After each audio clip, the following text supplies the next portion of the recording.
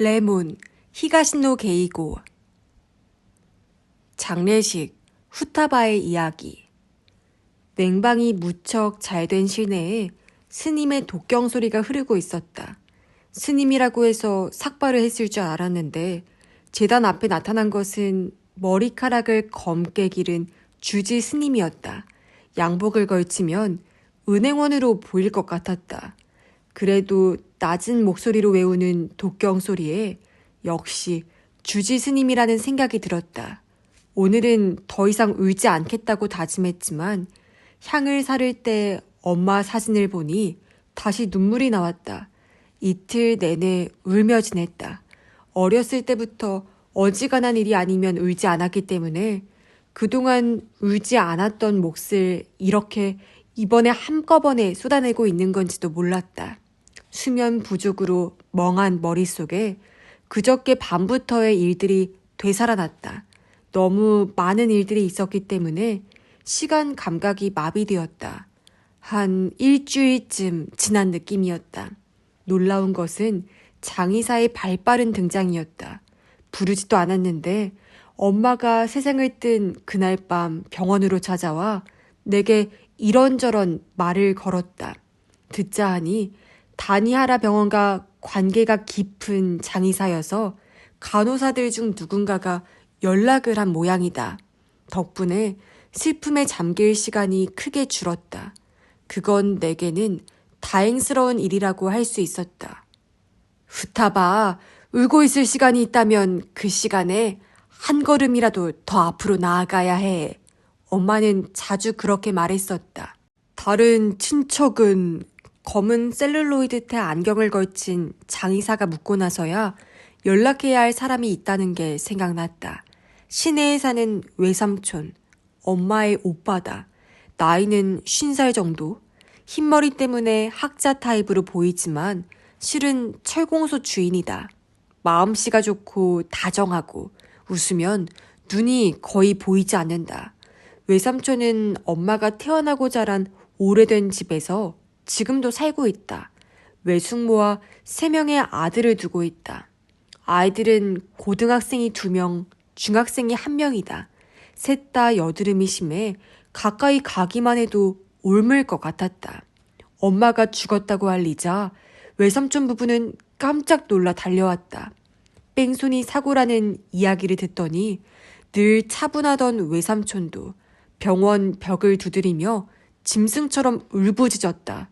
울음소리가 조용한 건물 안에 울려 퍼졌다. 외숙모도 눈물을 흘리며 여동생을 잃은 남편의 등을 쓰다듬었다. 엄마의 시신을 보고 나서 외삼촌 부부는 바로 장의사하고의 상담을 거들어 주었다. 이건 솔직히 큰 도움이 되었다. 관이나 재단을 얼마짜리로 해야 하는지 따위의 문제 같은 건 나로서는 뭐가 뭔지 알 수가 없었다.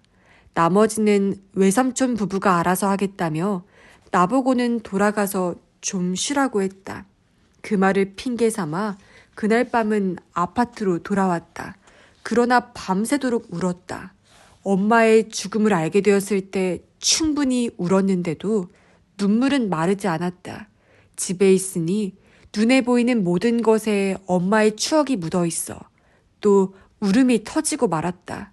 울면서 엄마를 치여 죽인 인간의 모습을 나 나름대로 그려가며 증오를 키웠다.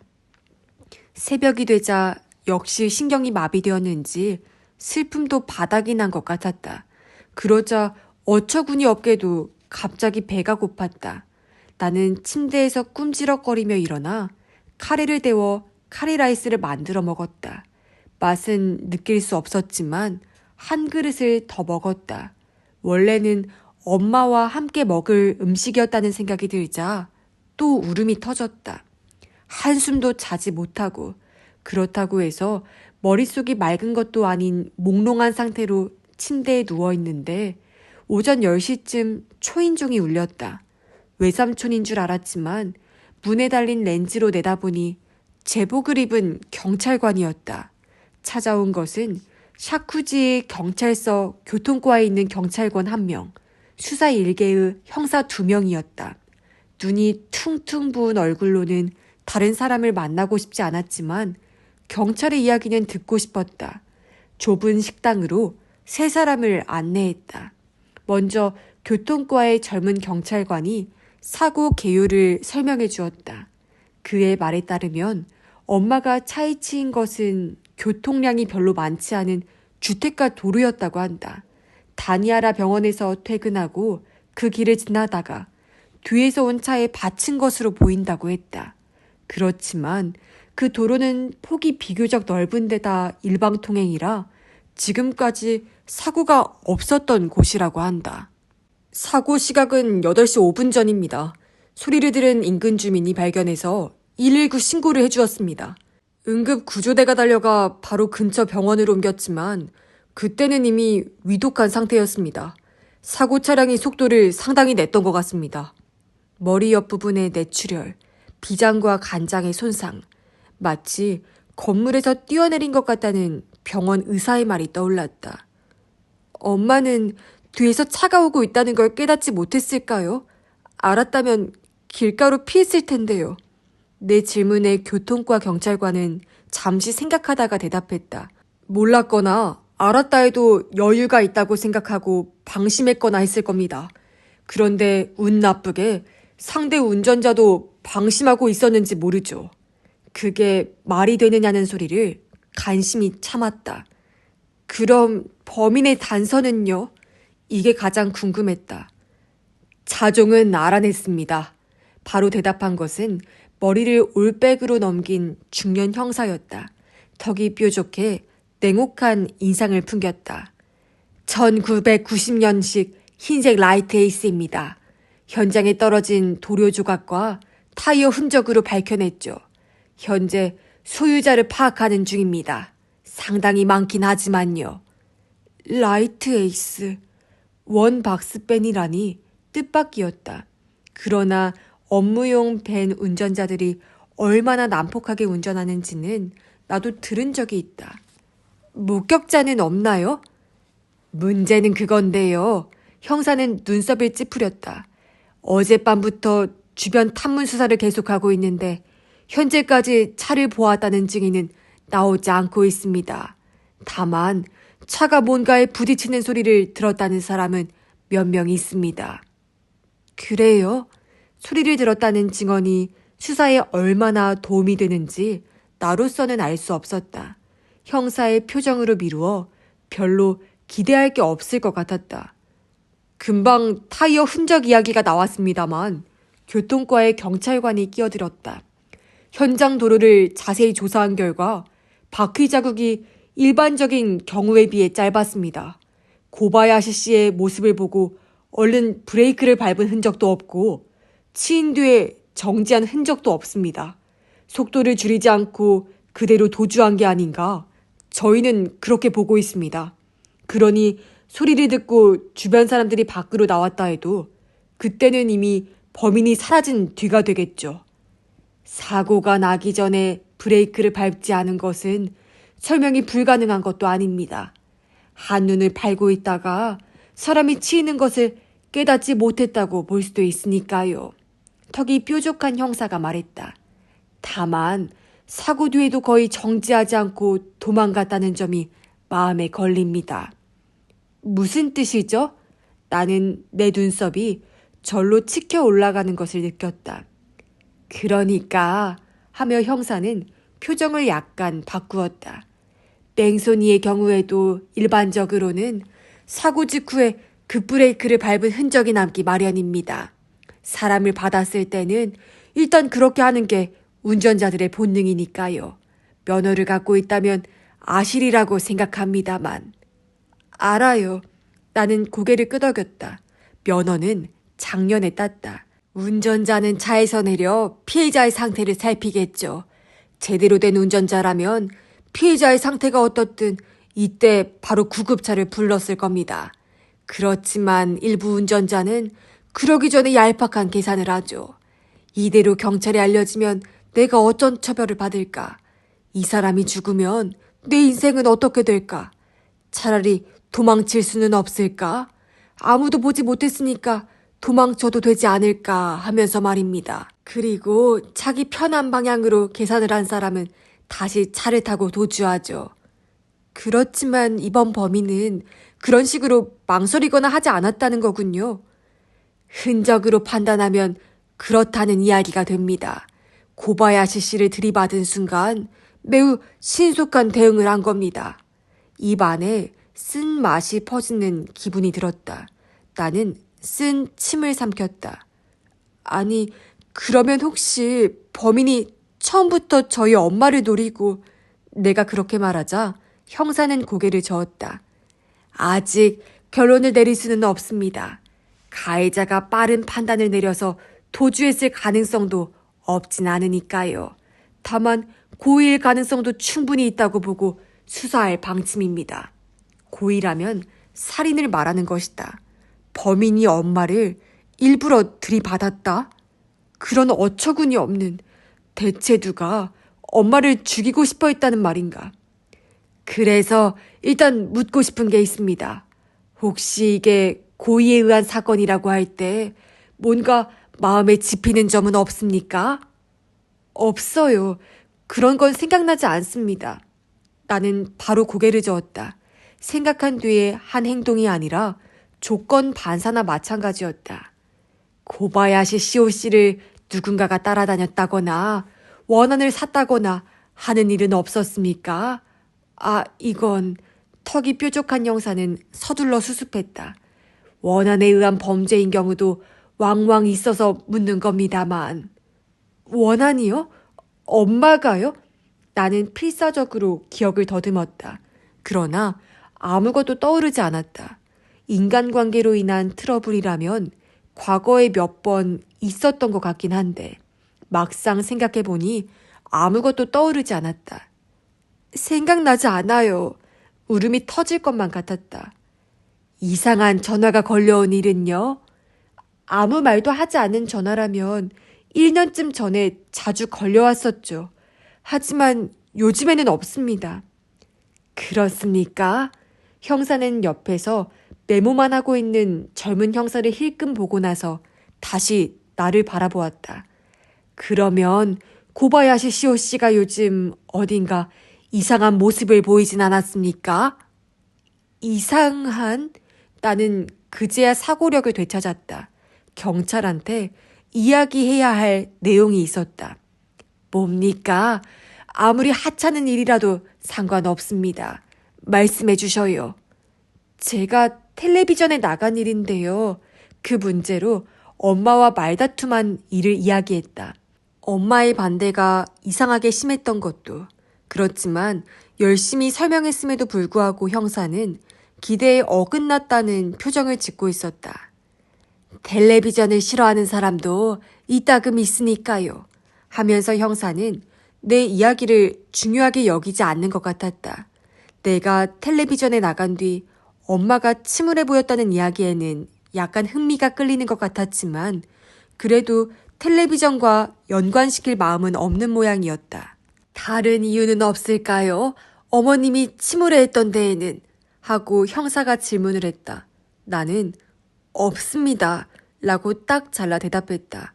그러나 형사가 얼마나 진지하게 들어주었는지는 매우 의심스러웠다. 달리 뭔가 이상한 일은 없었느냐고 묻기에 지난번에 본 그 남자 이야기를 했다. 어머니가 예전에 신세를 졌다는 대학 교수님이 그저께 오셨다고 합니다. 저는 만나지 못했지만요. 형사가 이름을 물었지만 나는 모른다고 대답했다. 대학에서 함께 조수로 일했던 모양이라고만 했다. 그 다음에는 학교에서 나에 대해 묻고 다녔다던 남자 이야기를 했다. 형사는 다소 흥미가 끌리는지 그 남자와 만났던 학교 친구들의 이름을 물었다. 경찰들이 돌아간 뒤 엄마가 살해당했을 가능성에 대해 나름대로 생각해 보았다. 마음에 걸리는 것은 텔레비전에 출연하기 전 엄마와 나누었던 대화의 한 대목이었다. 내가 사람들 앞에 나가면 무슨 좋지 않은 일이라도 일어난다는 거야? 그러자 엄마는 심각한 표정으로 이렇게 말했었다. 그렇다고 하면 포기해 줄 거니? 설마 하고 나는 중얼거렸다. 엄마, 그렇진 않지.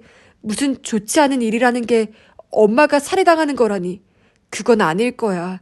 그렇지? 현기증이 나 침대에 누웠다. 저녁부터는 철야를 해야 해. 밤에는 장례식장에서 지냈다. 제단 앞에 놓인 파이프 의자에 멍하니 앉아 있는데 외삼촌이 눈을 좀 붙이는 게 좋겠다고 말했다. 응, 그렇지만 잠이 오지 않는걸요? 그래도 몸에 좋지 않아. 외삼촌은 내 옆에 앉았다. 그렇게 말하는 외삼촌이야말로 너무 지쳐 보였다.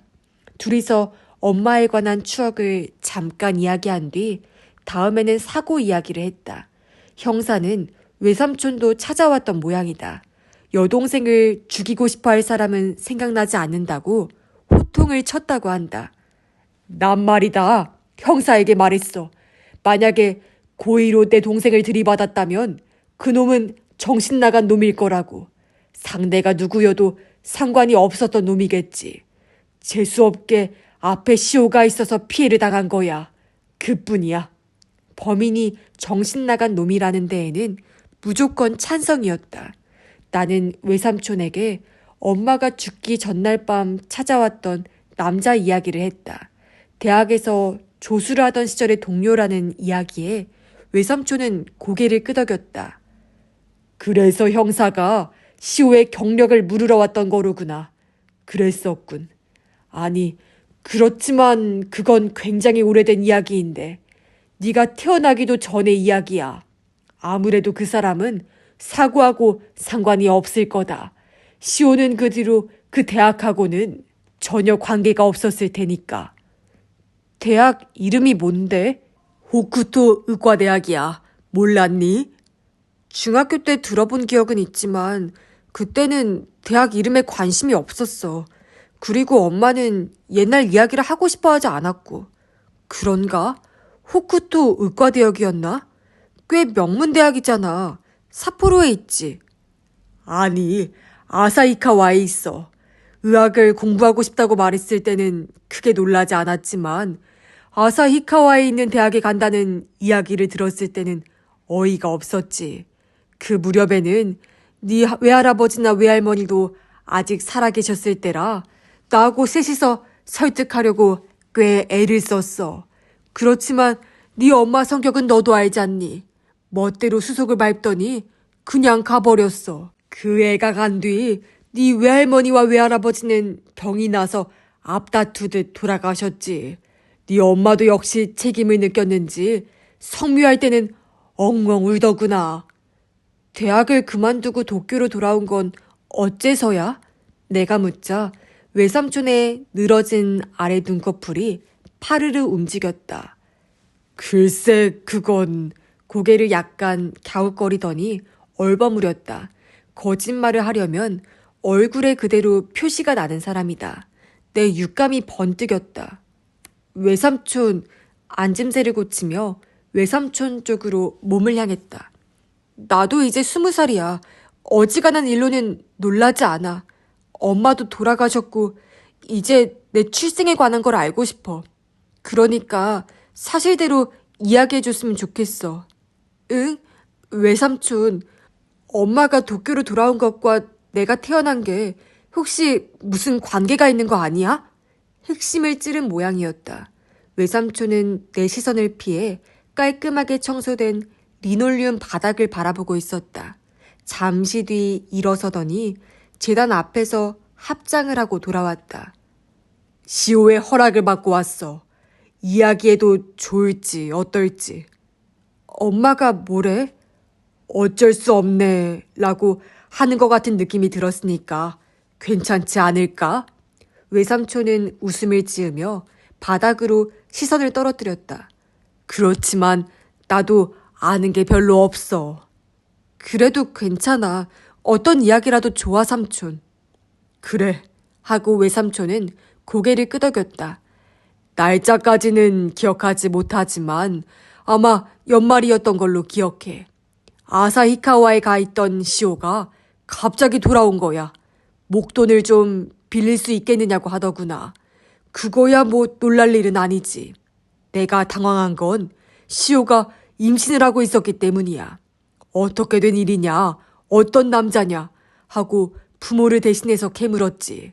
그렇지만 그 애는 아기 아버지의 이름을 결코 말하지 않았어. 그 대신 이런 말을 하더구나. 아기가 태어날 때까지 자기는 친구 집에서 신세를 질 거다. 그렇지만 이 사실을 절대 아무에게도 이야기하지 말아달라.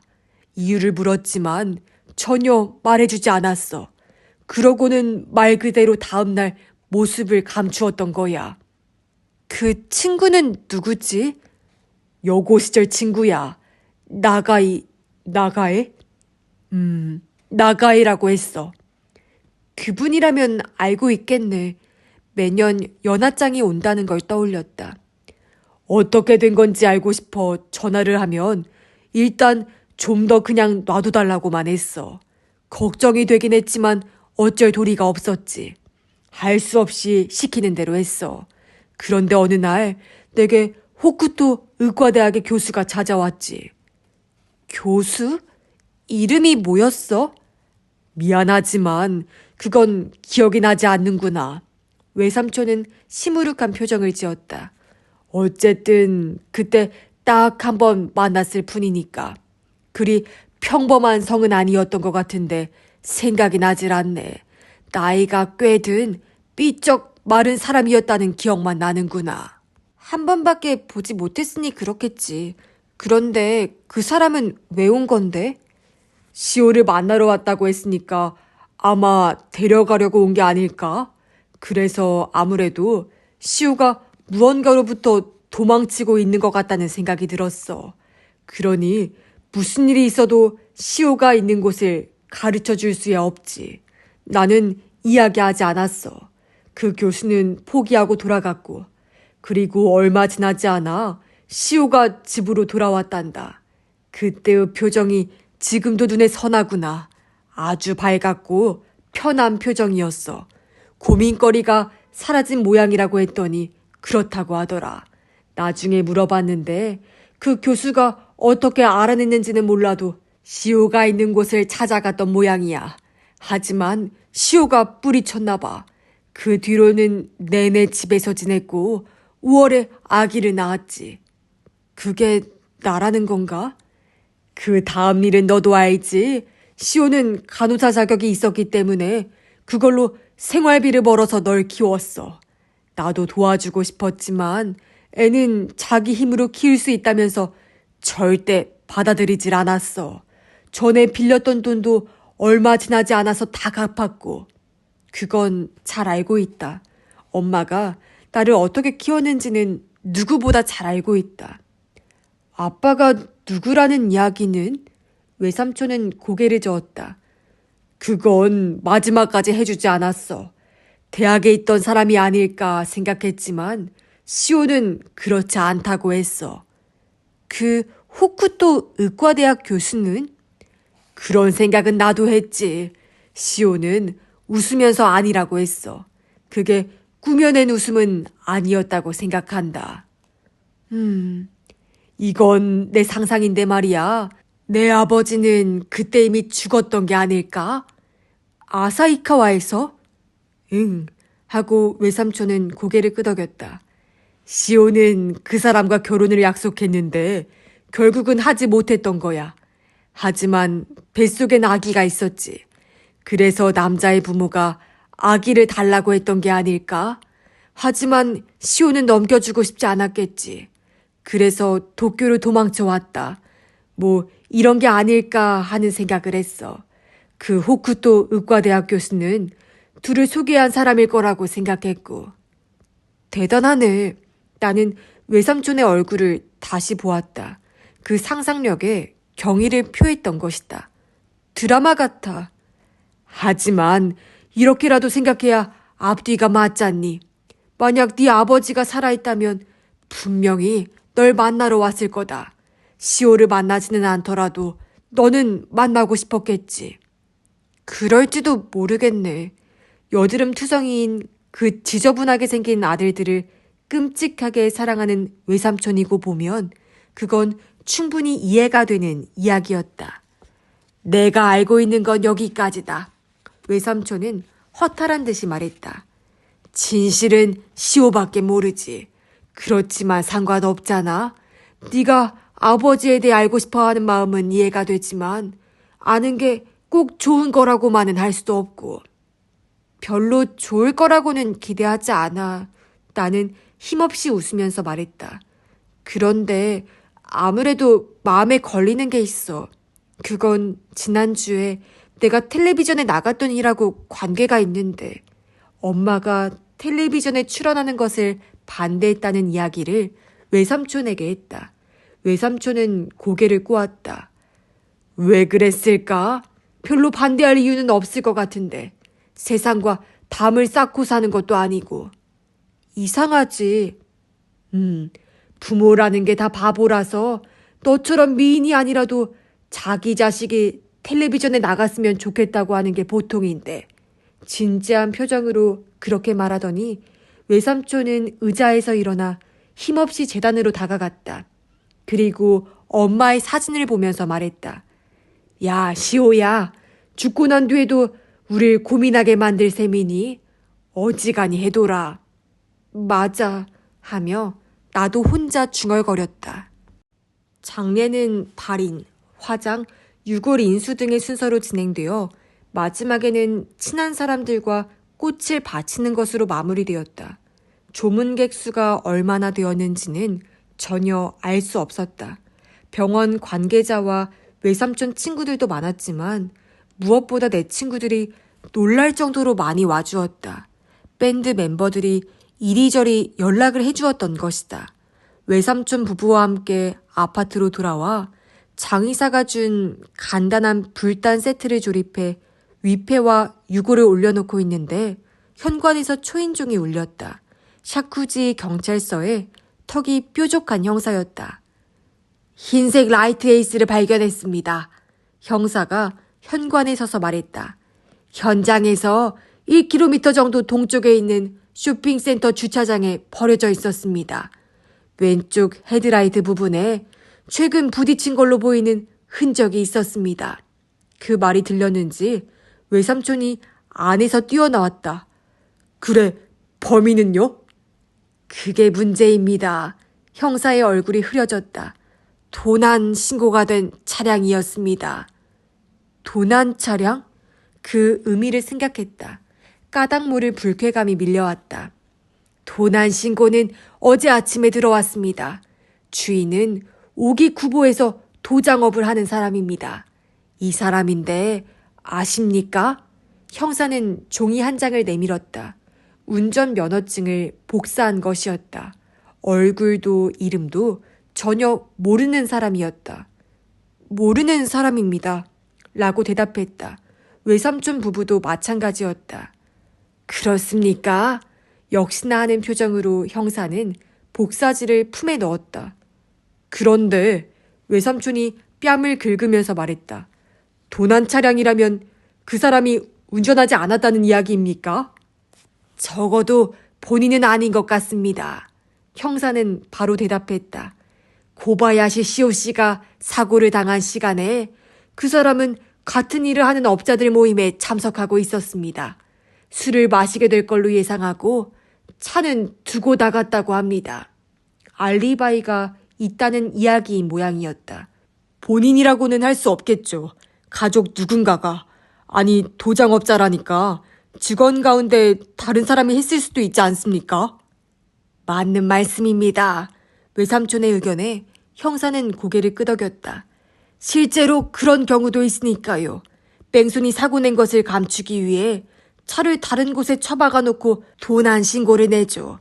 이번처럼 사고보다 도난 신고가 늦은 경우에는 특히 수상하죠. 하지만 이 가게에는 직원이 없습니다. 그리고 가족 가운데 운전을 할 수 있는 건 25살 먹은 장남뿐입니다. 그 녀석이다. 라고 하듯이 외삼촌이 눈을 크게 떴다.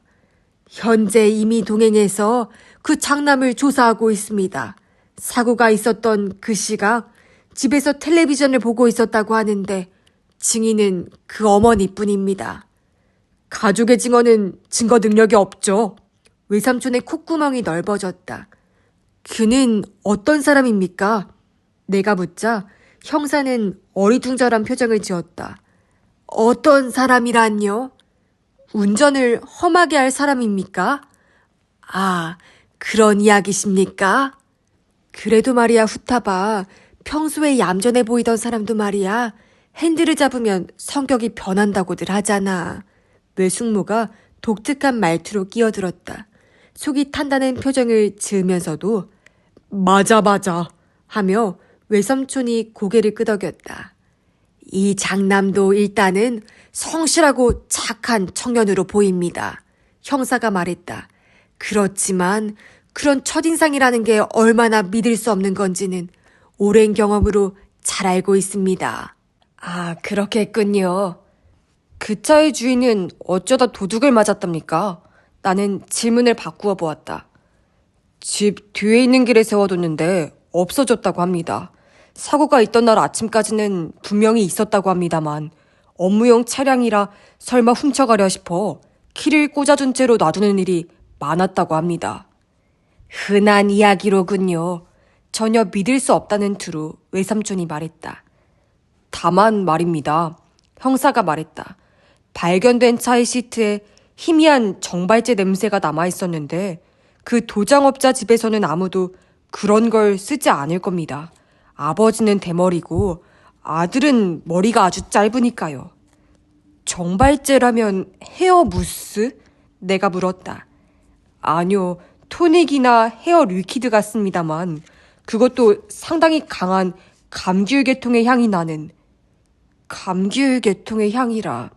그런 다음 형사는 어제 오늘 사이에 무슨 이상한 일이 없었느냐고 물었다. 있었을지도 모르지만 밤샘이다 장례다 해서 정신이 없어 전혀 알 수 없다고 나는 대답했다. 그럴 수도 있겠다는 듯이 형사는 연신 고개를 끄덕였다. 그분에 대해 알아보셨나요? 사고 전날 어머니를 만났다는 그 대학 교수 말입니다. 형사가 돌아가려는 것 같아 나는 빠른 말투로 물었다. 아, 그 사람 말씀이십니까? 네, 알아보았습니다. 하지만 아무런 문제가 없었습니다. 그게 무슨... 호쿠토 의과대학의 후지무라라는 사람인데요. 지난주 금요일부터 볼 일이 있어 도쿄에 들렀다고 하더라고요. 모처럼 도쿄에 온 김에 마지막 날 고바야시 시오 씨를 만나러 갔답니다. 다음날 아침 첫 비행기로 아사히카와로 돌아가 오후에는 강의를 했습니다. 이 사람 또한 알리바이가 있다는 건가? 형사는 말을 이었다. 고바야시 씨의 사고를 전하자 무척 슬퍼하더군요. 20년 만에 만났는데 이런 일이 생기다니 하면서요. 자기가 불행을 몰고 온 것 같아 괴롭다고 하더군요. 아, 그렇군. 따님에게도 안부 전해달라고 했습니다. 하지만 나는 어떤 표정을 지어야 좋을지 몰라 그저 네 라고 애매하게 대답했을 뿐이다. 장례가 끝난 뒤 사나흘은 눈 깜짝할 사이에 흘러갔다. 오늘은 벌써 수요일이다. 이런저런 제사는 장례 때 한꺼번에 몰아서 약식으로 마쳤기 때문에 별로 없었지만 보험금 수속 같은 여러 가지 번거로운 일이 많았다. 그래도 엄마가 나를 위해 들어둔 생명보험이기에 고맙게 받지 않을 수 없었다. 실제로 앞으로의 생활을 생각하면 이 돈이 내 생명줄이 될 수도 있다. 돈 이야기를 하자면 또 한 가지 생각할 수 있는 것이 배상금이었다. 그러나 별로 기대하지 않는 게 좋을 것 같았다. 엄마를 치어 죽인 흉기가 된 라이트 에이스의 주인은 여전히 차가 도난당했다고 주장하는 것 같고 경찰도 그것을 뒤엎을 만한 증거를 찾아내지 못하고 있었다.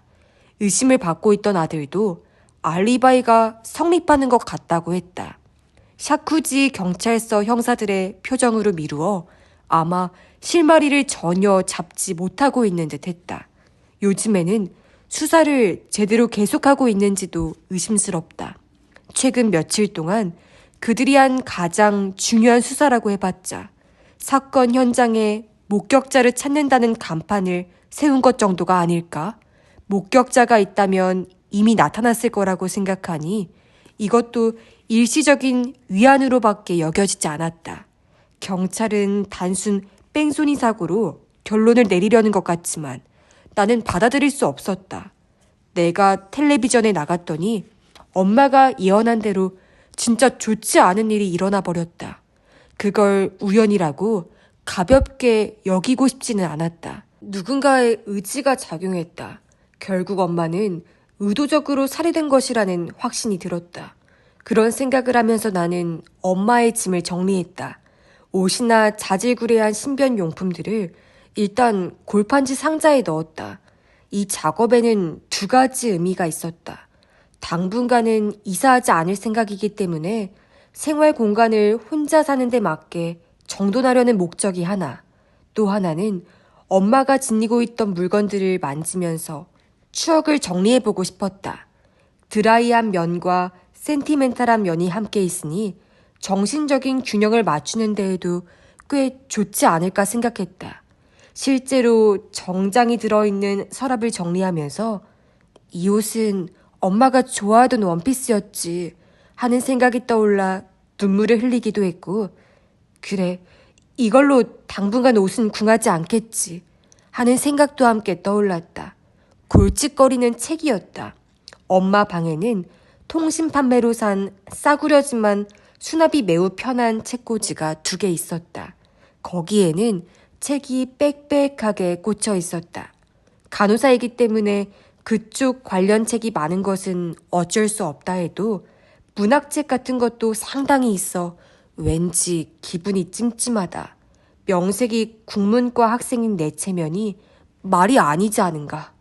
책이라는 것은 버리기도 마음에 걸리고 읽지 않으면 쓸모없는 물건이라 처치가 곤란하다. 새 책이라면 헌 책방이나 도서관에 기증하는 방법도 있겠지만 엄마는 책을 꽤 험하게 읽는 편이라 어느 것이나 낡아 보였다. 책꽂이 앞에서 이걸 어떻게 처리해야 하나 고민하고 있는데 현관에서 초인종이 울렸다. 나가보니 밴드 멤버인 유타카였다.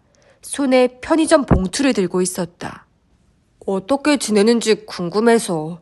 유타카는 연신 앞머리를 쓸어올리며 말했다. 그냥 굳세게 살지. 들어오라고 손짓하자 그럼 실례하겠다면서 유타카는 스니커를 벗었다. 얘는 이래서 귀엽다. 청소하고 있었어? 바람이 잘 통하는 실내를 둘러보며 그가 말했다. 그래, 이런 건 빨리 해치우지 않으면 정리가 안 되니까. 차 한 잔 줄까? 응, 에클레어 사왔어. 유타카는 편의점 봉투를 내밀었다. 와, 땡큐. 그럼 커피가 좋겠네. 커피라고 해봤자 인스턴트다. 엄마가 바쁜 아침 시간에 번거로운 일은 할 수 없다고 해서 인스턴트 커피 이외에는 집에 없었다. 이 병이 다 비면 진짜 커피를 사와야겠다는 생각이 문득 들었다. 간타가 밴드는 어떻게 되는 건지 걱정하더라. 인스턴트 커피를 한 모금 마시고 나서 유타카가 말했다. 네가 당분간 시간을 낼 수 없을 테니까. 그래, 당분간은 무리일지도 모르겠어.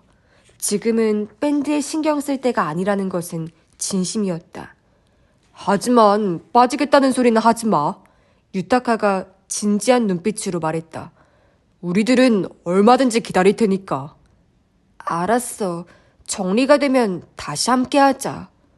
아, 그래. 그 말 들으니까 마음이 놓이네. 유타카는 하얀 이를 드러내며 웃더니 에클레어를 입에 넣었다. 그리고 커피를 한 잔 더 마신 다음 약간 머뭇거리면서 나를 바라보았다. 앞으로 혼자 살아가야겠네. 어려움이 많겠어. 묘하게 심각한 말투였다. 할 수 없지. 각오는 하고 있어. 넌 강하니까 잘 해낼 거야. 살짝 웃었지만 그 표정은 왠지 굳어 있었다. 왜 그럴까 생각하고 있는데 저 하며 그가 입을 열었다. 무슨 일이 있으면 의논해줘. 너한테 힘이 되어주고 싶어. 네가 나한테 의지해주면 기쁘겠어. 널 위해서라면 뭐든 할 수 있어. 정말이야.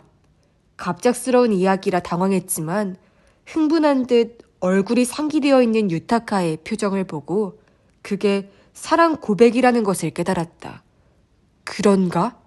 그는 오늘 이것 때문에 여기 온 것이다. 후타바, 난 말이야. 전부터 그가 결정적인 한마디를 하려 했다. 스톱. 나는 그의 입을 막듯이 오른손을 얼른 앞으로 내밀었다. 유타카, 이건 아니야. 공정하지 않아. 그는 뜻밖이라는 표정을 지었다. 어째서? 생각해봐. 그렇잖아. 지금 난 솔직히 말해서 휘청거리고 있어. 지쳐있고 앞날이 불안해서 서 있기마저 힘든 상태야. 그런 사람한테 의자를 팔려고 하는 건 장사라면 몰라도 이 경우에는 공정하지 못해. 나는 어쨌든 당장 앉고 싶어서 그 의자가 어떤 것인지조차 생각할 여유도 없으니까. 이 의자는 확실한 거라고 보증할게.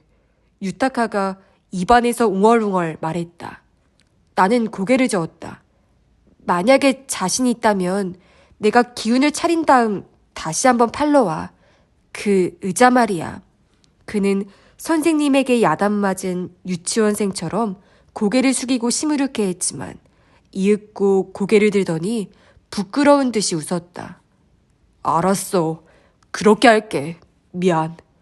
사과할 건 없어. 그리고 고맙다고 말했다. 솔직한 마음이었다. 그가 뭐 도울 일이 없느냐고 하기에 나는 엄마의 책꽂이 앞으로 데리고 갔다. 그 분량에 유타카도 놀란 모양이었다.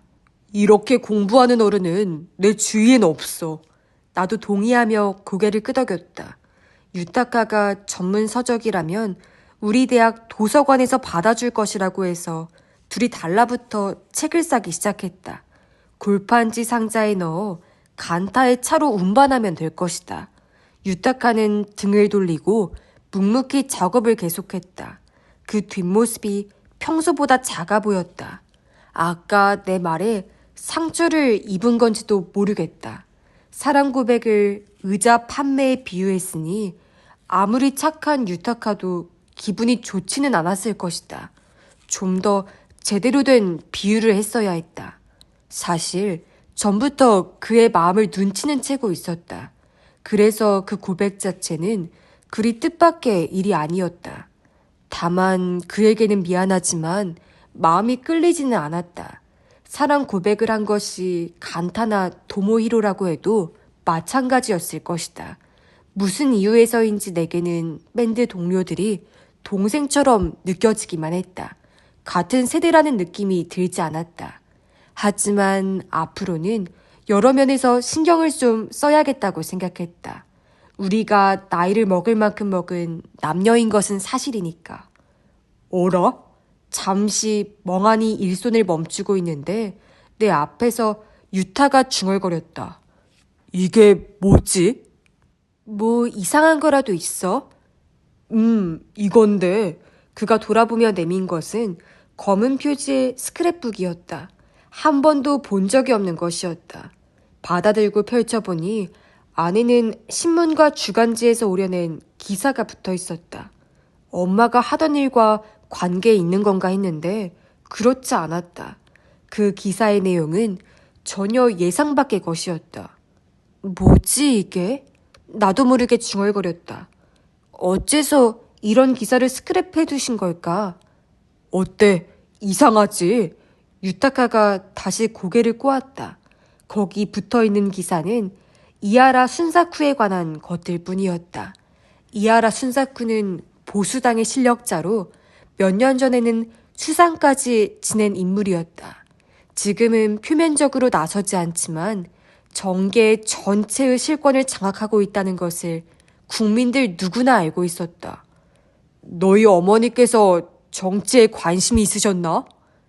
전혀 관심이 없었다고는 할 수 없겠지만 기사를 스크랩할 정도는 아니셨던 것 같은데. 게다가 이 기사는 뭔가 이상해. 이하라 순사쿠의 사생활 관련 기사뿐인걸. 그러고 보니 그렇네.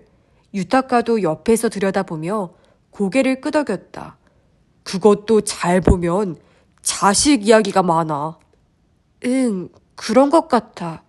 스크랩 맨 앞쪽은 이하라 순사쿠에게 자식이 생겼다는 화제가 중심이었다. 53살의 대망의 아기 탄생, 게다가 사내 아이라는 시기였다. 신문에서는 작게 취급했지만 잡지는 지면을 꽤나 할애해 상세하게 전하고 있었다. 이하라 순사쿠가 아기를 안고 있는 사진도 실려 있었다. 아직 보스라고 불리기 전이라 맹금류를 연상케 하는 날카로운 눈빛의 얼굴에도 젊음이 넘친다. 날짜를 보니 지금으로부터 17년 전이다. 아기를 낳은 이하라 순사쿠의 세 번째 부인에 관한 기사도 있었다.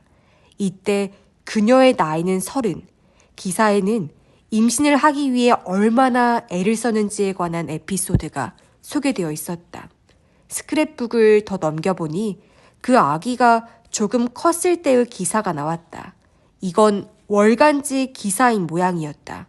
이하라 순사쿠의 사람됨을 소개하기 위해 히토시라는 이름의 아들과 함께 지내는 모습을 다룬 기사였다. 우와, 아버지와 아들이 똑같이 생겼네. 유타카가 중얼거렸다. 너무 닮으니까 웃겨. 그의 말처럼 사진 속의 아버지와 아들은 정말 닮았다. 세 번째 부인이 바람을 피워 낳은 자식은 아니라는 것이 확실해 보였다. 그런데 엄마는 왜 이런 기사를 모으고 있었던 걸까? 간호사 입장에서 무슨 참고가 될 만한 부분이 있었던 걸까? 하지만 일부러 이런 스크랩북까지 만들 만한 가치는 전혀 없을 것 같았다. 오려낸 기사 가운데는 이하라 순사쿠가 아들의 입학식에 참석했을 때의 표정 같은 별 내용 없는 주간지 가십 기사까지 있었다. 그런데 스크랩북 뒷부분으로 넘어가다가 내 눈이 휘둥그레졌다. 그때까지의 평화로운 내용과는 전혀 다른 제목들이 거기 적혀 있었다. 이하라 순사쿠의 아들 히토시가 입원했다는 게 그 시작이었다. 이 시점에서는 아직 병명이 밝혀지지 않았다. 그 다음 기사의 내용은 점점 어두운 색조로 변해갔다. 선천성 면역 부전이라는 단어가 기사 속에 나타났다. 생각났다. 유타카가 살짝 손뼉을 쳤다. 이하라 순사쿠의 아들은 죽었어. 그게 아마 7, 8년 전 아니었던가? 난 기억이 안 나는데. 스크랩북을 뒤져보았다. 이하라 히토시가 무균실 병상에 누워있는 사진이 나왔다. 기사에 따르면 히토시가 초등학교에 들어갈 무렵부터 면역 기능에 문제가 나타나기 시작했다고 한다. 그러나 그 원인은 밝혀지지 않았고 현재로선 치료법이 없다는 담당 의사의 절망적인 의견이 적혀 있었다. 한편 아버지인 순사쿠는 전 세계 의료기술을 다 모아서라도 아들을 치료하고야 말겠다고 호언했다. 면역 부전이라면 에이즈 같은 건가? 나는 유타카에게 물었다. 아마 그렇지 않을까? 엄마의 스크랩북은 이하라 히토시의 사망을 알리는 기사로 끝을 맺었다. 유타카의 기억처럼 그것은 지금부터 7년 5개월 전 뉴스였다. 장례식 장면이 사진에 찍혀 있었는데 9살짜리 아이의 장례식이라고는 생각할 수 없을 정도로 크고 성대했다. 상주인 이하라 순사쿠는 아들이 태어났을 때에 비하면 30년 정도 늙어 보였다. 이하라 가문은 대대로 정치가 집안이야. 유타카가 말했다. 센다이가 근거지인 가문인데 순사쿠는 아마 3대째일 거야. 그 지역 사람들은 이하라 가문의 후계자가 있는 한 자기들은 편안하게 살 수 있을 거라고 믿고 있어. 그래서 히토시가 죽었을 때 센다이를 중심으로 도호쿠 지방 전체가 꽤나 충격에 빠졌던 모양이야. 나는 콧방귀를 뀌었다. 그런 이야기라면 나로서는 콧방귀밖에는 끼워줄 것이 없었다.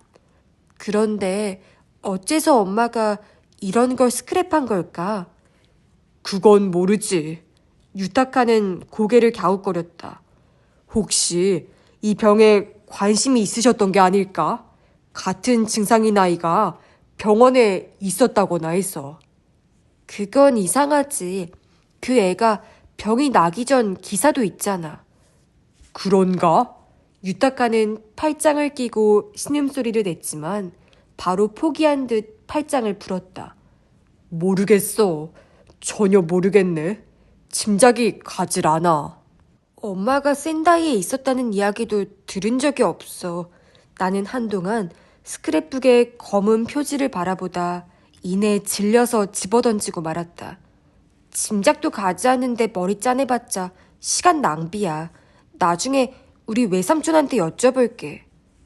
그냥 단순히 이하라 순사쿠의 팬일 수도 있겠지.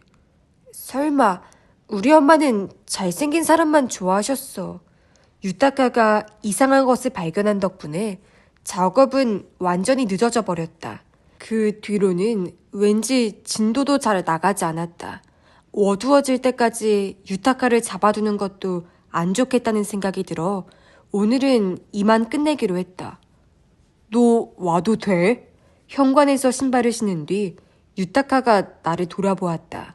그 눈빛이 아까 고백할 때와 같은 빛을 띠고 있어 나는 잠시 머뭇거렸다. 응, 좋아. 다음에는 간타하고 도모이로도 데려와. 이 견제의 의미를 이해할 것이다. 그럴게. 하고 대답하는 그의 표정이 약간 쓸쓸해 보였다.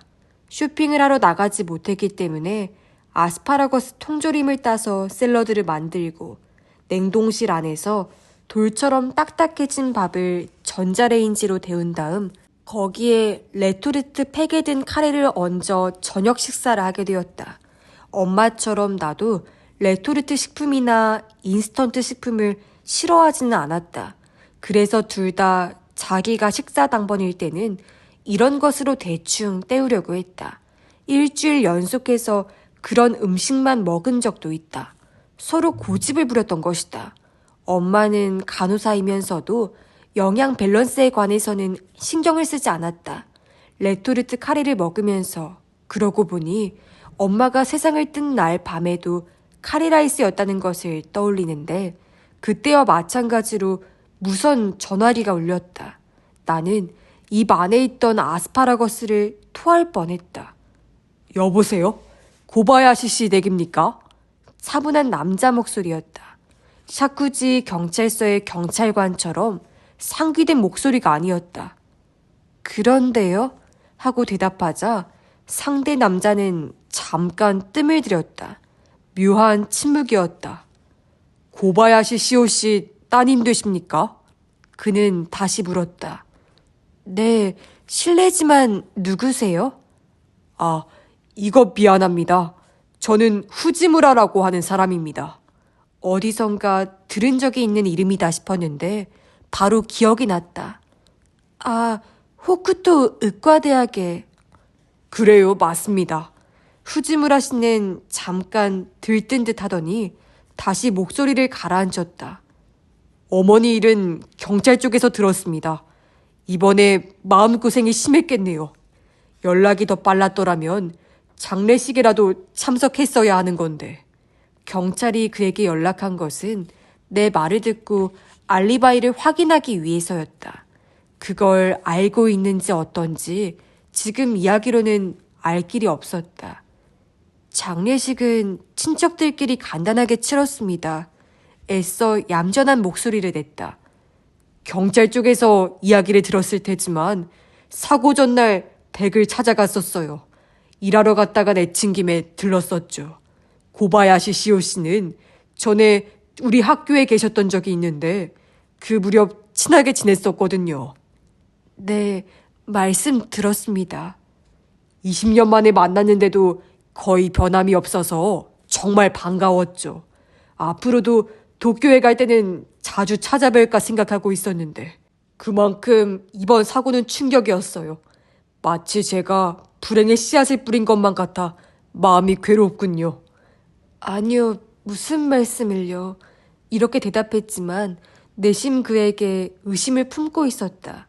후지무라 씨가 찾아온 뒤 엄마가 이상한 모습을 보인 것은 사실이다. 어때요? 무엇이든 내가 할 수 있는 일이 있다면 힘이 되어드리고 싶은데. 아니요, 마음만으로도 감사합니다. 그래요? 모처럼 다시 만나 기뻤는데 이렇게 되다니. 이거 뭐라 해야 좋을지 모르겠군요. 전화를 들고 어쩔 줄 몰라 하는 모습이 눈에 보일 것만 같은 후지무라 씨의 말투였다. 나는 엄마의 과거에 대해 물어보고 싶었다. 분명 뭔가를 알고 있는 게 틀림없다고 생각했기 때문이다. 하지만 어떻게 말을 꺼내야 좋을지 몰랐다. 그때 마치 그런 내 마음을 알기라도 한다는 듯 후지무라 씨가 말했다. 그런데 어머니가 이쪽에 계실 때 이야기를 하신 적은 없나요? 아니요. 엄마는 옛날 이야기를 거의 하지 않으셨어요. 왜 대학을 그만두고 도쿄로 돌아오셨는지도요. 그렇군요. 후지무라 씨는 생각에 잠긴 듯 했다. 저 후지무라 선생님, 나는 마음을 굳히고 입을 열었다. 저 엄마에 관해서 한번 천천히 말씀을 들려주실 수 있으시겠어요? 지금 이대로는 마음이 개운치가 않아서요. 후지무라 씨는 잠시 작은 신음소리를 낸 뒤 그렇겠죠. 라고 중얼거리듯이 말했다. 심정이 이해가 돼요. 그럼 어때요? 한번 이쪽에 올 수 있을지.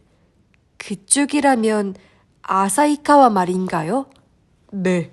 저도 한번 만나고 싶다는 생각을 하고 있었어요. 다만 당분간 도쿄에 갈 스케줄이나 시간적인 여유가 없네요. 그래도 이쪽으로 와준다면 예전 일에 대해 이야기할 정도의 시간은 낼 수 있어요. 그리고 이쪽에는 고바야시 시우 씨가 조수로 일할 때의 기록이나 보고서 같은 게 남아 있습니다. 뭐 그런 걸 본다고 해봤자 아무런 도움도 안 되겠지만 추억을 이야기할 재료 정도는 되지 않겠어요? 물론 항공권이나 숙소는 이쪽에서 알아볼게요. 아니요, 그건 괜찮습니다. 제가 어떻게든 해보겠습니다. 나는 형식적으로 일단 사양했다. 사양하지 말아요.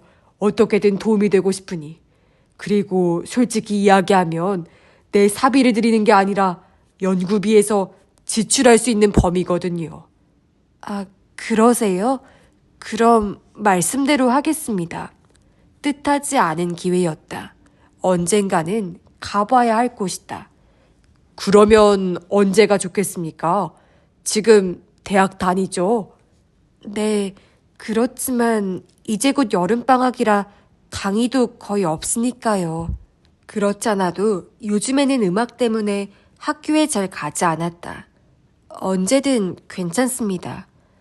내 경우에는 이번 주와 다음 주가 비어있고 그 다음에는 한동안 스케줄이 꽉 차 있는데 혹시 이번 주나 다음 주면 너무 촉박한가요? 아니요, 전 괜찮습니다. 빠른 게 더 낫습니다. 그럼 이번 일요일쯤으로 할까요? 좋습니다. 준비가 끝나면 바로 다시 연락할게요. 혹시 무슨 변경사항이 있으면 전화 줘요. 이쪽 번호는. 그는 연구실 전화번호를 알려주었다. 밤에도 아마 여기 있을 거라고 했다. 후지무라 씨는 부지런한 교수인 모양이다. 중요한 걸 빼먹었군요. 그는 말했다. 이름이 어떻게 되죠? 어머니한테 듣지를 못해서요. 후타바입니다. 쌍생아의 쌍자에 잎사귀 엽자를 씁니다. 엄마는 간단하게 후타바야마의 후타바라고 설명했지만 나는 그렇게 소개하는 게 너무 싫었다.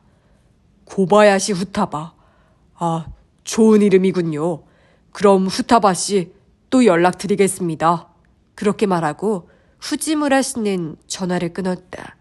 무선 전화기를 내려놓고 나서 나는 크게 한숨을 내쉬었다.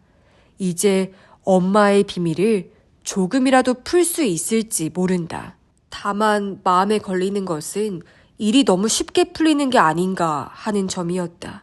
후지무라 씨에게는 엄마가 죽은 날 밤에 알리바이가 있다고 하지만 그렇다고 완전히 믿어도 괜찮을 거라는 보장은 없었다.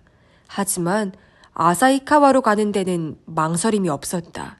가만히 있어서는 아무것도 해결되지 않기 때문이다.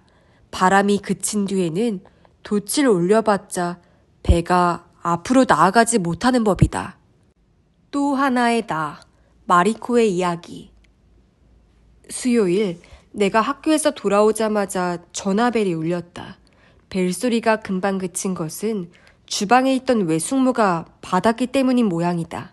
거실로 가니 수화기를 든 외숙모가 잠깐 기다리세요. 지금 막 들어왔으니까요. 하고 나를 쳐다보며 말했다. 그리고 무선 전화기를 내밀었다. 도쿄의 시모조 씨라는데. 나는 백을 소파에 내던지고 낚아채듯 수화기를 받아들었다. 외숙모가 약간 놀란 표정을 지었다. 여보세요. 전화 바꿨습니다. 마리코예요. 그만 목소리가 커졌다. 시모조야. 지난번엔 고생이 많았지. 귀에 익은 목소리다. 얼마 되지 않았는데도 왠지 반갑다. 아니요. 제가 폐를 많이 끼쳤죠. 외숙모가 미소를 지으면서 주방 쪽으로 가는 것을 견눈으로 보고 나는 소파에 걸터 앉았다. 저번에 그건 말이야. 하이킹 동아리 건. 네, 나는 긴장했다. 도서관에서 찾았어. 가사하라 선생님이 이야기했던 데이토 대학 치육회 활동 기록. 아무도 찾지 않은지 먼지투성이었어. 그 안에 아빠가 가입한 동아리가 있었어. 시모조 선배가 또렷하게 말했다. 하이킹 동아리가 몇 개 있었는데 그 가운데 산보회라는 곳에 가입하셨던 모양이야.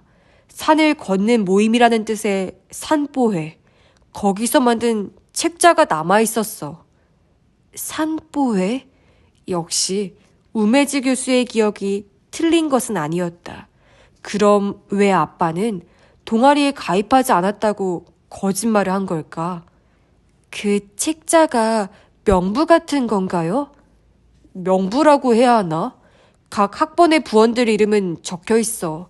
연락처는 회장과 부회장 것만 적혀 있고, 그리고 그 해에 어떤 활동을 했는지 간단하게 기록되어 있네.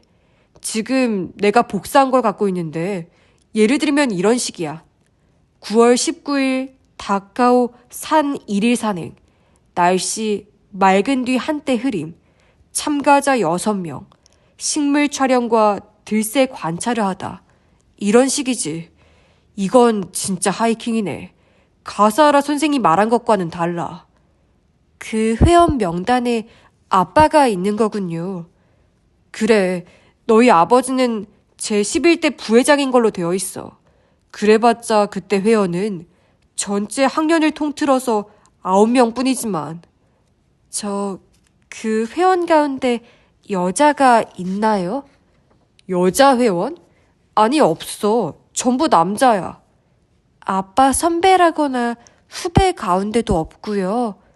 잠깐 기다려봐. 종이 넘기는 소리가 전화기를 통해 들려왔다. 장거리 전화라 시간을 빼앗는 것이 마음에 걸렸지만 이건 꼭 확인해두고 싶은 일이었다. 역시 없네. 시모조 선배가 말했다. 그래요. 여자 회원이 없으면 뭐 곤란한 일이라도 있는 거야? 그런 건 아니지만 말은 그렇게 하면서도 마음속에 실망감이 번지는 것은 어쩔 수 없었다. 얼굴이 지워진 사진 속 여자가 서클 회원이 아니라면 다음에는 어떤 가능성을 생각할 수 있을까?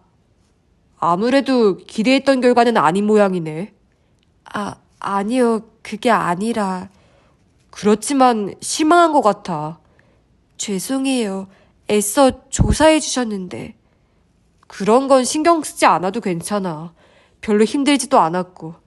뭔가를 조사할 때는 헛다리를 짚기도 하는 건 당연하니까. 그럼 어떡할까? 이 복사본은 이제 필요 없니? 아니요. 보고 싶어요. 아빠에 관한 거라면 뭐든 알고 싶으니까요. 그럼 보내줄게. 그런데 거기 팩스는 있나? 네, 있어요. 외삼촌이 일 때문에 쓸 때가 있어서요. 번호를 다 받아 적은 뒤 시모조 선배가 다른 건 조사할 것 없어? 하고 물었다. 이제 충분해요. 더 이상 폐를 끼칠 수는 없죠. 사양하지 마. 어차피 시작한 일이니까 나도 계속 해보고 싶어. 네가 대체 무엇 때문에 아버지에 대해 조사하는지도 흥미가 있고 말이야. 이건 호기심 때문이지만 전화 저편에서 킥킥 웃는 모양이다. 그 말을 들으며 언젠가는 이 사람에게 사실대로 이야기를 해야겠다는 생각을 했다. 도움만 받고 아무것도 이야기하지 않을 수는 없는 노릇이다. 뭐 없어? 뭐든 이야기해도 돼. 도쿄에 있는 사람이 아니면 알아볼 수 없는 게 있을 거 아니야. 심호주 선배는 부드럽게 말했다. 그때 문득 떠오른 것이 있었다. 나는 뻔뻔한 줄 알면서도 말했다. 저 심호주 선배 도화대학이라고 있잖아요. 도화? 알지. 당연하지 않느냐는 말투였다. 도화대학은 왜? 그 대학에 혹시 아는 분 계세요? 아는 사람? 몇 있긴 한데. 문학부예요? 아마 불문과에 한 사람 있을 거야. 국문과는 아니군요. 국문과는 아니지만 친구의 친구를 연결하면 한두 명쯤 있겠지. 도화대학 국문과에 볼 일 있어? 다음에 제가 도쿄에 가면 소개받을 수 있을까 해서요. 뭐야, 그쯤은 식은 죽 먹기지. 그런데 왜 갑자기 도화대학이 나오는 거지? 그것도 국문과라니. 아직 잘 몰라요. 어쩌면 터무니없는 오해일지도요. 뭐 됐어. 그건 내가 알아서 할게. 어떻게든 적당한 사람을 찾아둘게. 죄송해요.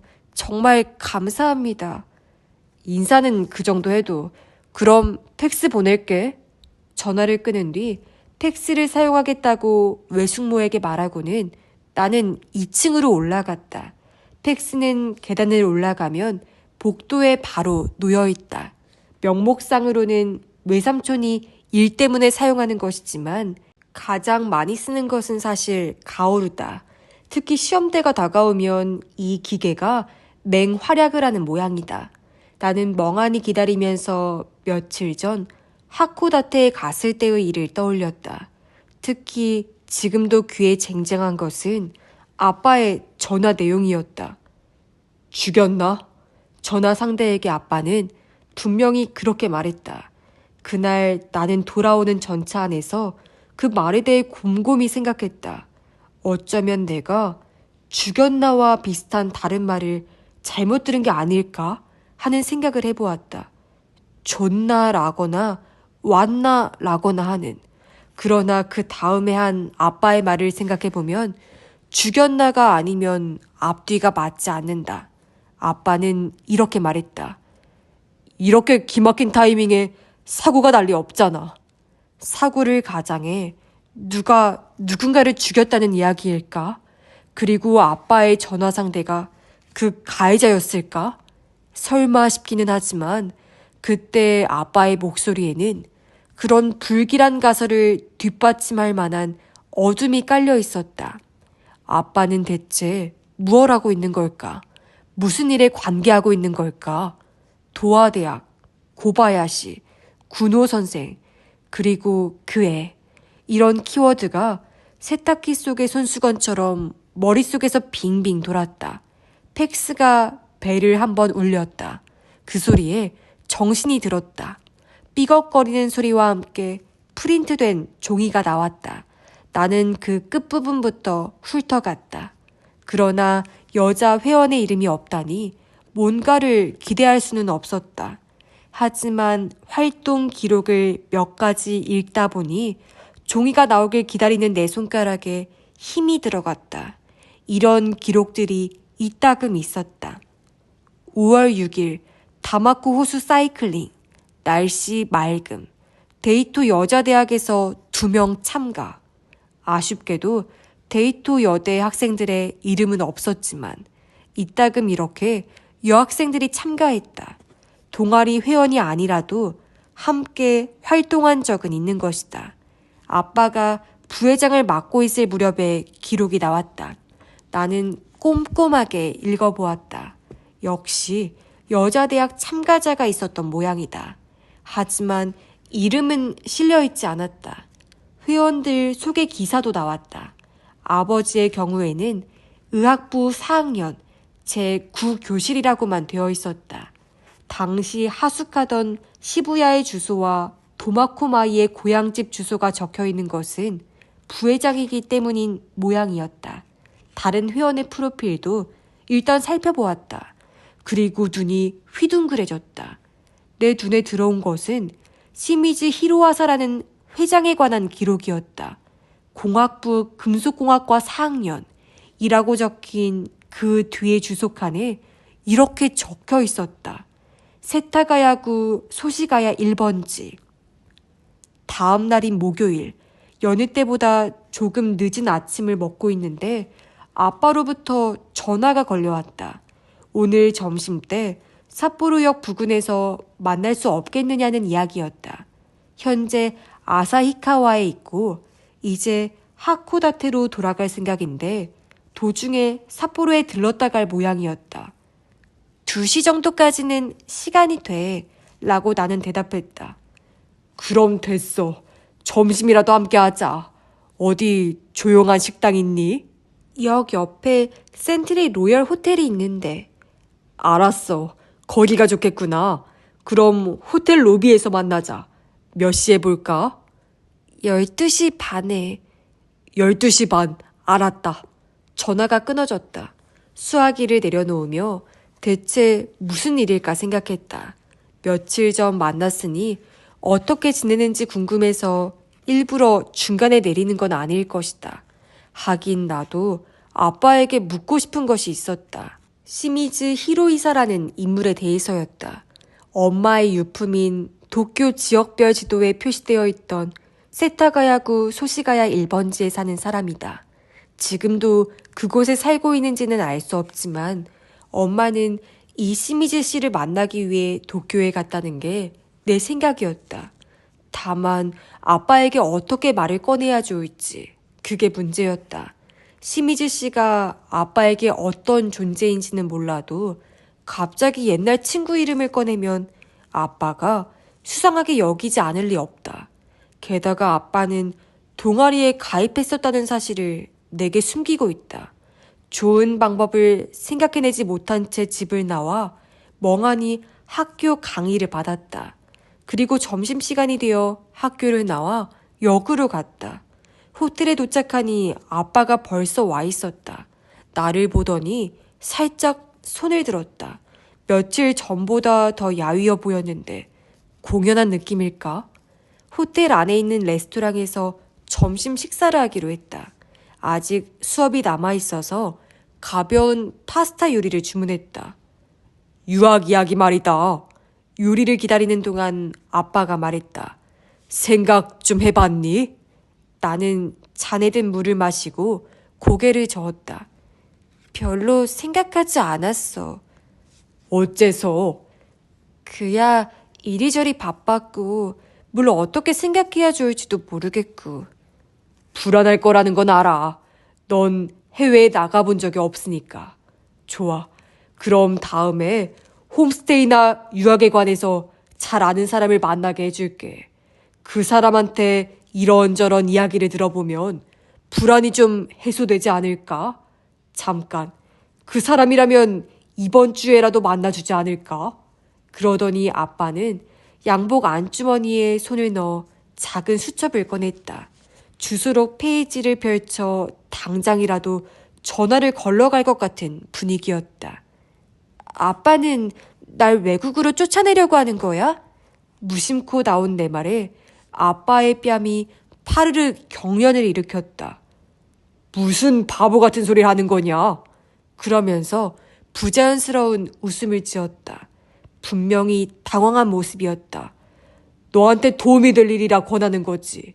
쫓아내다니 그럴 리가 있나? 하지만 그렇게 보여. 나를 어디 먼 데로 보내버리려는 것만 같아. 그럴 생각은 없어.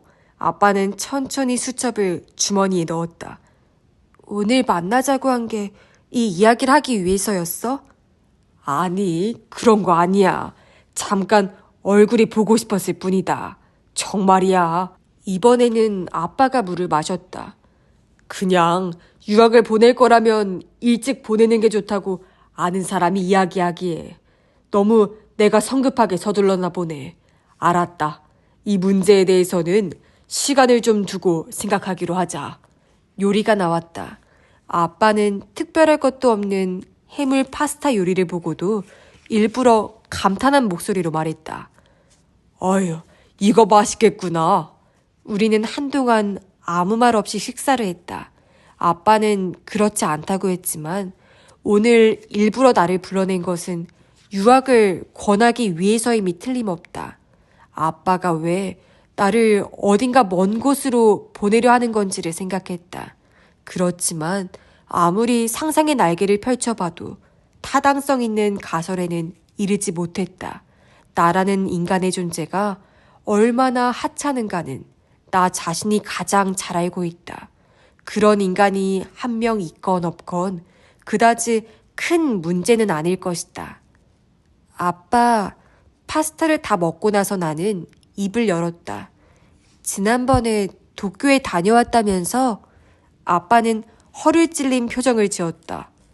누가 그런 소리를? 외삼촌이 도쿄에서 돌아올 때 탔던 비행기 표를 봤다고. 아빠의 표정이 약간 흐려졌다. 일 때문에 잠깐. 도쿄 어디 갔었어? 별곳 아니야. 이야기해도 넌 모를 거야. 세타가야? 세타가야? 아빠의 눈이 휘둥그레졌다. 왜 세타가야지? 아니, 그냥 아는 지명을 말해본 것뿐이야. 세타가야는 유명한 곳이니까. 그런 데는 가지 않았어. 아빠는 고개를 저었다. 그 모습이 자연스러워 거짓말은 아닐 거라고 생각했다. 데이토 대학에는 가지 않았어? 내가 물어보았다. 아빠 모교잖아. 요즘엔 가지 않았어. 옛날 동창들하고도 안 만나? 그럴 기회가 없으니까. 커피가 나왔다. 나는 밀크를 넣어 스푼으로 저으면서 아빠를 바라보았다. 전부터 한번 물어보고 싶었는데 아빠는 왜 도쿄에 있는 대학으로 간 거야? 아빠의 눈썹 주위가 꿈틀 움직였다. 왜 그런 걸 묻는 거니? 그야 내가 도쿄에 가는 걸 반대했으니까 라고 나는 대답했다. 그런가? 납득이 간다는 듯 아빠는 차분한 목소리로 말했다. 나는 데이토 대학에 가고 싶었어. 교수진이나 시설을 보고서 판단했지. 그 데이토 대학이 마침 도쿄에 있었어. 그냥 그뿐이야. 대학 생활은 어땠어? 재미있었어? 글쎄다. 재미있기도 하고 고생스럽기도 하지 않았나? 잘 기억이 나질 않네. 뭐 오래된 이야기니까.